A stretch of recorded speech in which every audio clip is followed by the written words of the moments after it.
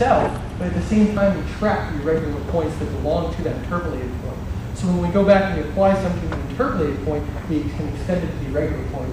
When I gave that conference out at a seminar at Harris, someone said, when was this published? And it was like 1999. He's like, and we actually implemented that in 1997. But you can't publish when you're in the industry.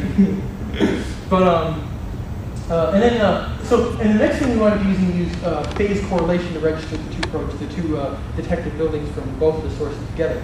The thing with phase correlation is it assumes that the intensities of the two images have the same syntactical meaning. If you want to register two color aerial images together, you can try phase correlation. The problem is because our two different sources of images in which you're registering together come from two different sensors, their pixels have different meanings. If you interpolate the lighter data, the brighter it is, the higher in elevation, the lower it is, the darker in elevation, and then the aerial imagery corresponds to the luminosity of that scene. So we needed a common feature in both. I'm assuming if we're going to do building detection in both, hopefully that there's buildings in both. So we tried to create what's called like a binary building mask. On pixels, or white pixels buildings, black pixels are non-building, and we phase correlate those binary building masks instead.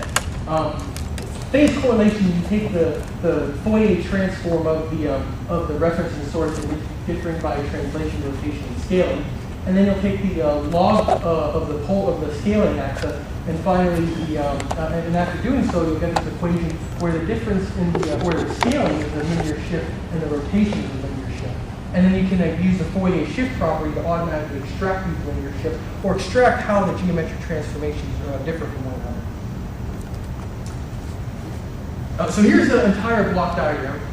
Give me the LiDAR data. We'll triangulate, use the pseudo-homoscopy trees and do building detection for LiDAR.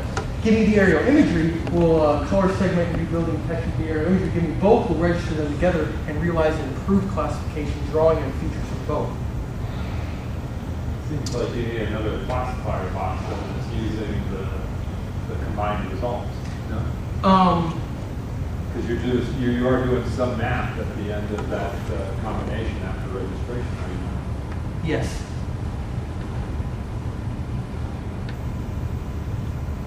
Yes, it's actually, since you bring it up, I will jump to this extra slide here and address that specifically.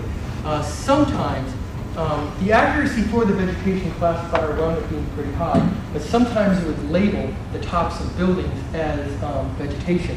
When we combine the vegetation classifier together to overcome the weakness in the LiDAR data, because the LiDAR data, when you look at the LiDAR data, sometimes the vegetation looks similar to the buildings and sometimes it does not. And I also noticed that there was a whole bunch of vegetation surrounding a patch of grass that was on a hill. The pseudomachie tree had trouble with that patch of grass that was on Sioux Hill. But what we wound up doing is that the given non-wall connected set had a minimum number of low-side adjacencies. For the most part, lots of its surroundings were protruding around it, and it looked like it could speculatively be on the ground. Then we wind up, and it had vegetation candidates from the aerial image classifier. We wound up extending that and relabeling them to, we improved, we first were able to identify, that's how we identified the difference between grass and other types of vegetation. But if that patch was actually labeled as building, then we used this technique, this assumption to remove the building. And we did notice there were some patches of grass erroneously labeled as building that were wound up being improved by drawing upon this. So that decision was made after registration, was it not? Yes, you are correct. Yes, this is that little bit of block, that's that post-processing. Yeah, right. So it seems like to be completely accurate, there's another step involved. This would be another step, you are correct. Yeah. No, I apologize. Yes, please ask questions. I am summarizing things from that monster dissertation sitting somewhere. This 45-minute condensation was challenging. But I'd like to go over some attributes about the data set. First being the LiDAR, which has a 1 point to 1.2 meter squared point density and a 15 centimeter pixel resolution in the aerial imagery. You'll notice there are quite a few bits of houses and tons and thousands of awesome sheds, and then the industrial buildings up to the top. The industrial buildings, I want to point out, were rather large with low-lying bases. They weren't high, as opposed to the Anchorage data set. We have some commercial high-rises to the north, as well as some industrial buildings and then houses to the south. Its LiDAR data was actually interpolated as provided to me from the gracious vendor who donated it to me after billions of phone calls to various people.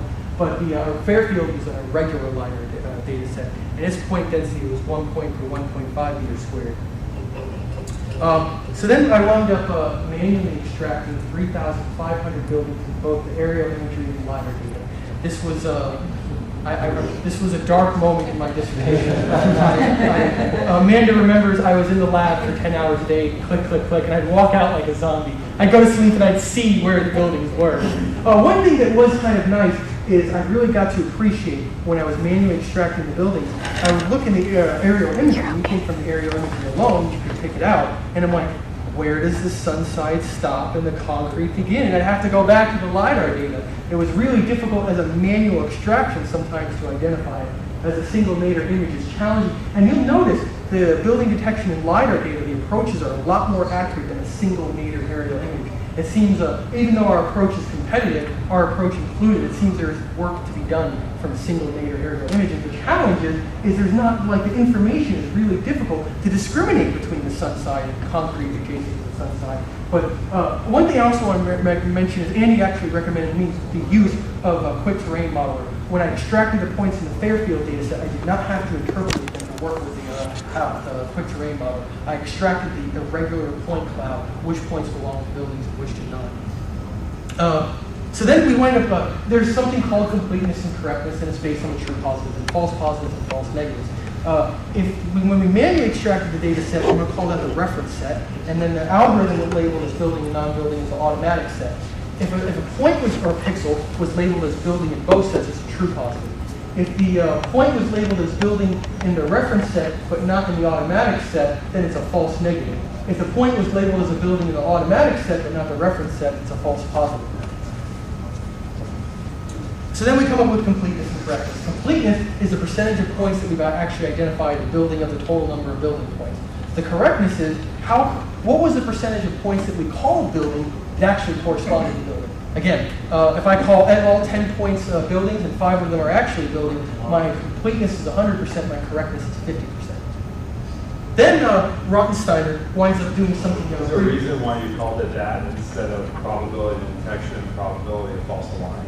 Which are kind of more standard terms in target detection kind of domain. That's interesting. I didn't see them. I saw them more referred to completeness and correctness in the academia for the literature I surveyed. The only other sometimes it was false alarms, and they'd show the number of false negatives and false positives, and sometimes they made a confusion matrix, is what they actually called it, and they had kappa values that had to do this. In the dissertation, it took a little bit of legwork to go through the various methods people were calling it to finally bring it to a common denominator where I could compare it throughout. But there are a variety of different terms. Whatever it has, please report your false positives, false negatives, and true positives when contributing. Right. Rottensteiner also kind of came up with this interesting method for doing evaluating the completeness and correctness on a building level instead of just a pixel level. If you have a label in the reference set and it's covered by various other labels in the automatic set, we calculate its coverage, and if it has sufficient coverage, that label in the reference set is a true positive. If it does not have sufficient coverage, it's a false negative. And then furthermore, it's the other way around. You can do the label in the automatic set. If it has sufficient coverage by other labels in the reference set, then it's a true positive. If it doesn't, then it's a false positive. And then this is what we wind up using as a metric to evaluate this. And one of the appealing aspects about this is now we can evaluate the algorithm's accuracy as a function of the building size. So some experimental results. First go over the registration, then we'll present results for vegetation identification.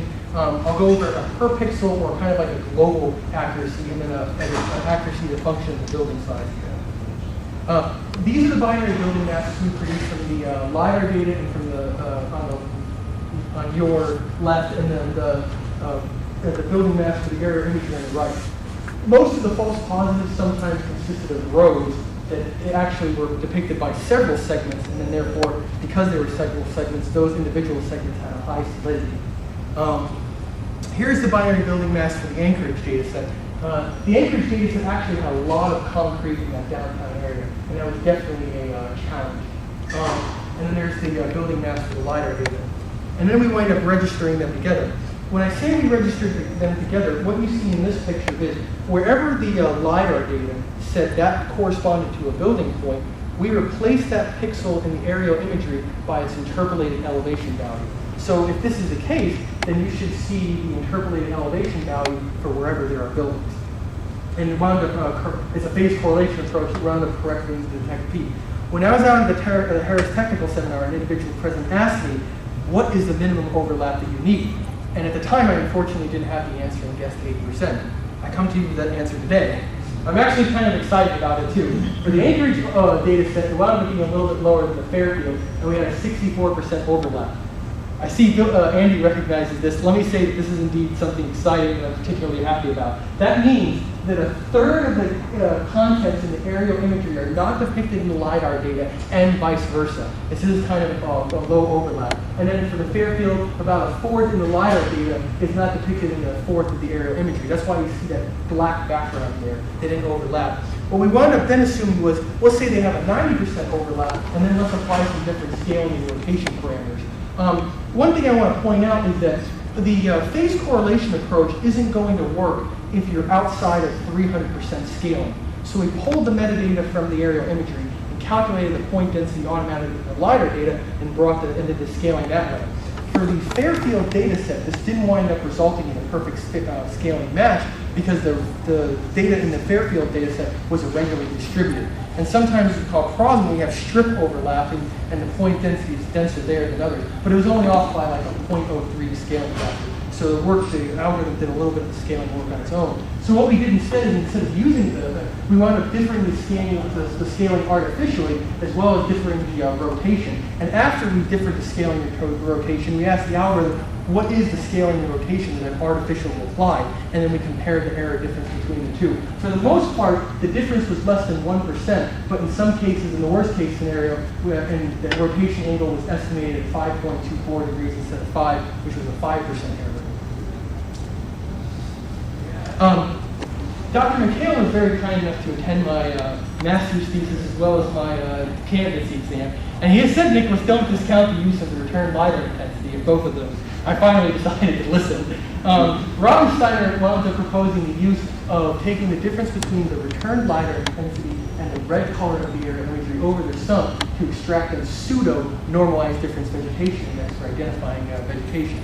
Now, after manually extracting all those buildings, I never wanted to manually extract anything else again. But we did identify the vegetation, the buildings, but we didn't identify the vegetation. So what we come up with is a pseudo-correctness measure, where we say, if you call vegetation building and are mutually exclusive classes, then we're going to assign a false positive. If you call vegetation something that's non-building, we'll call it a pseudo-true positive. I say pseudo because just because it's non-building doesn't mean necessarily it's vegetation.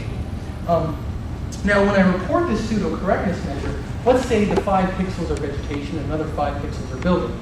And let's say I say one of those pixels is vegetation, and then my correctness is 100%, but just because I labeled one pixel, that doesn't mean I really have done anything. So I report the amount of pixels we labeled as vegetation with the NDVI approach, as well as manually varying the parameter. You have to threshold the NDVI image. This is the only case in my research where I actually went through and swept a parameter and then saw the results and see what the optimal one. Otherwise, if I was developing the approach, what I did is I looked at 1/25th of the Fairfield data set, and then I looked at 1/4 of that and did this for 2 different sections. So 1/50th of the Fairfield data set, I looked at industrial buildings and a set of residential buildings. I'd noticed some results, and if they're, for the most part, the only parameter that I had was the thresholding parameter for the entropy. I thresholded the entropy image. And I observed the results from that, and then I just let it run loose on everything else afterwards. But here, I guess if you want to say cheated, is we actually evaluated the accuracy and swept the parameters. And I noticed the best result was for the blue image. Rottensteiner starts out using the red in his latest approach. He earlier actually mentioned using the difference between the return intensity and green. We tried all 3, swept the parameter, and looked at its accuracy. The best result was